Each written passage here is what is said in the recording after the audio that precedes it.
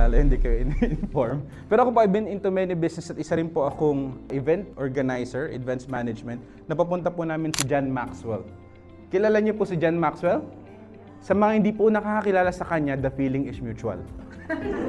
Lagi ko pong kinoconnect yung humor sa inspiration. Gusto natin maging masaya kasi nakita ko yung oras alas 8 yung talk ay yung dapat nandito na ako. So, pasayahin po muna natin. Okay lang ba? Tatawa tayo, mag-i-enjoy? Nakita nyo na ba ito na post sa Facebook? Ano ang mga walang kwentang superpowers? Kaya mong makabasa ng isip pero sa baby lang. Pero yung mga parents, di ba, sana meron tayo niyan. Kasi alam niyo, may mga bagong discovery na ngayon na pag ganun yung iyak, diaper.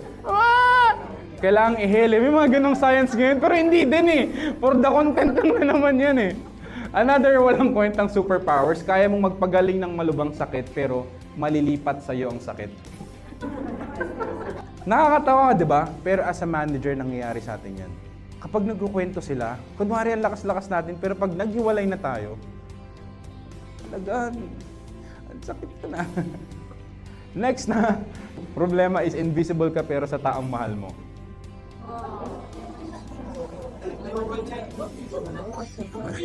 Meron dito, hindi ako magre-react, mahalata ako. Ako yan, Kots. Ako yan. There will be moments in time, maybe kayo yung tao na yun na ginagalingan mo pero hindi nakikita ng superior mo. Anong gagawin? Hindi na lang gagalingan. Hindi, galingan nyo pa rin. Kasi there is a higher being na ultimately bless us.